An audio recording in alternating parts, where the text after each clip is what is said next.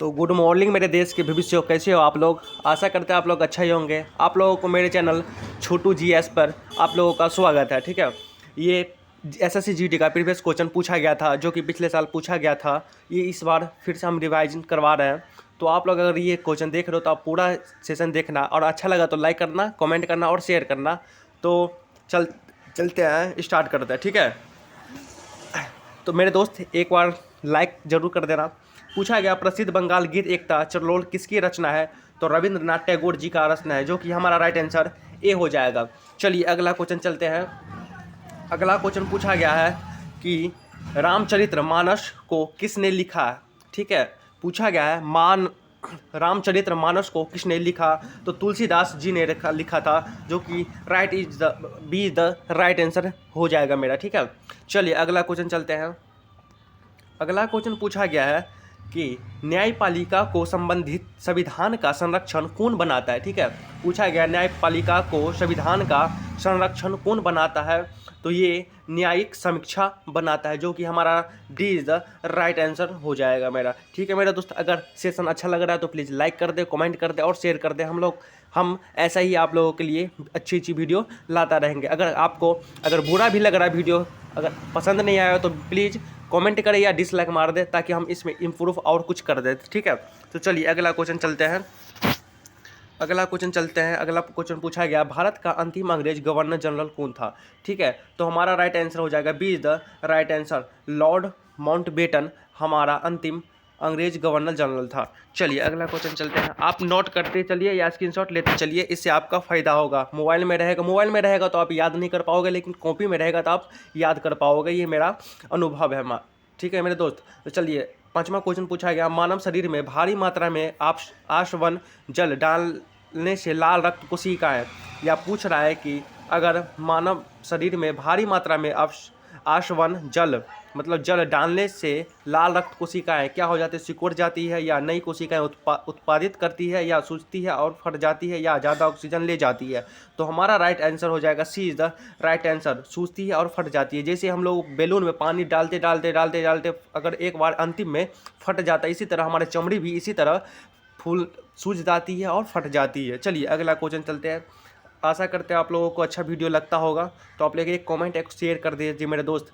इस पर बस नाभिकीय रिएक्टर्स में इस्तेमाल किए जाने वाला ईंधन कौन है।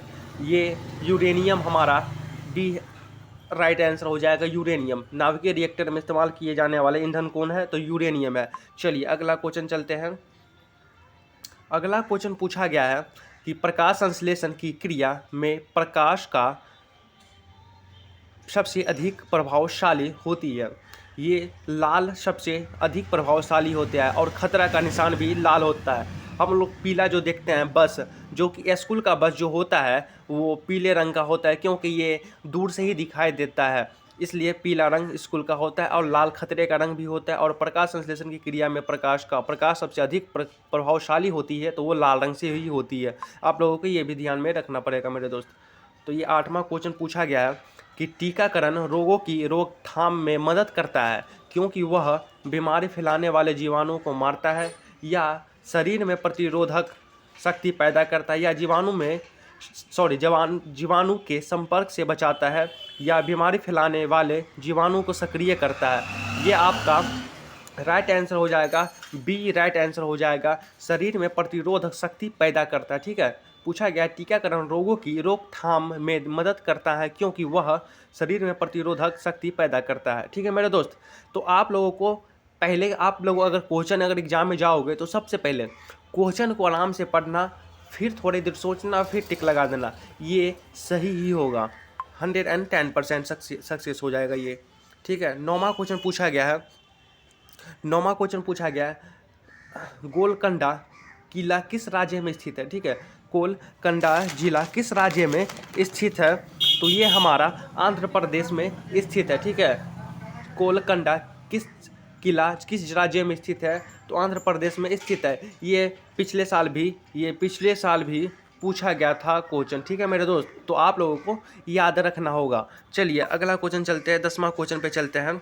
10वां क्वेश्चन बोला गया है कि किस पेशवा को नाना साहब के नाम से भी जाना जाता है। ठीक है, किस पेशवा को नाना साहब के नाम से भी जाना जाता है?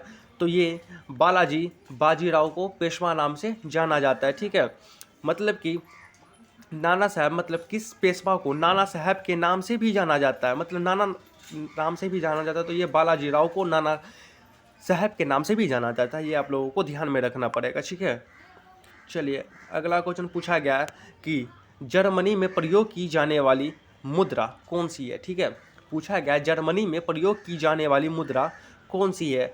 तो ये हमारा यूरो हो जाएगा, और चाइना में जो मुद्रा इस्तेमाल होता है ये येन हो जाएगा। ठीक है, तो हमारा right answer C is the right answer हो जाएगा।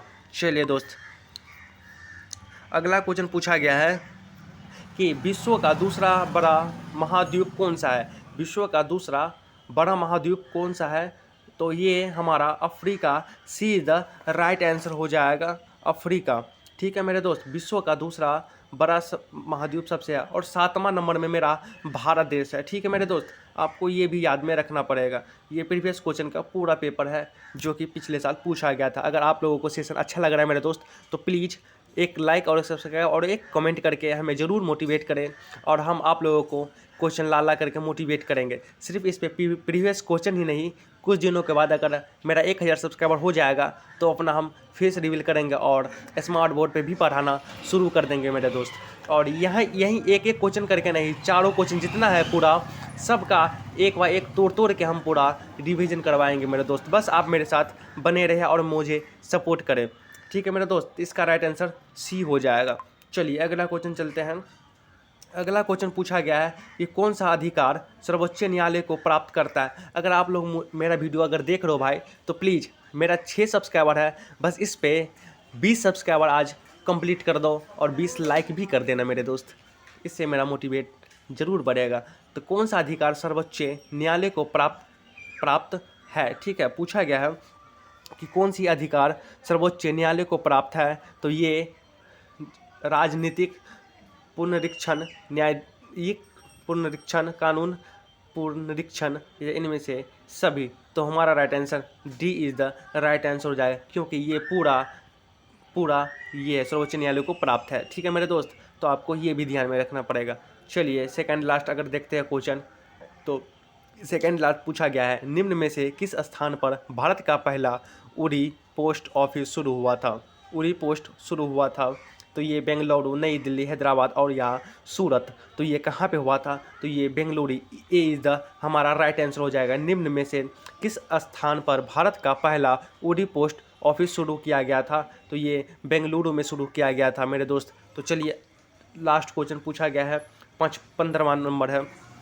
पूछा गया है नॉर्मन बोरलॉन्ग, ठीक है, पुरस्कार का संबंध किससे है? नॉर्मन बोरलॉन्ग पुरस्कार का संबंध किससे है? तो ये कृषि से है। ठीक है मेरे दोस्त, कृषि, जो कि किसान लोग अपना खेती बाड़ी करते हैं, वही कृषि से संबंध है। नॉर्मन बोरलॉन्ग पुरस्कार का संबंधित इसी से है, कृषि से। तो आप लोगों को अगर सेशन अच्छा लग रहा है तो प्लीज़ मेरा 6 सब्सक्राइबर है, 20 सब्सक्राइबर प्लीज़ ज़रूर कर दें, और मेरा मोटिवेट बढ़ाएं, ताकि हम आप लोगों को फ्री में यूट्यूब पे पूरा पढ़ाएं हम खूब ज़ोर से। ठीक है मेरे दोस्त, तो जय हिंद, चलते हैं। ठीक है मेरे दोस्त।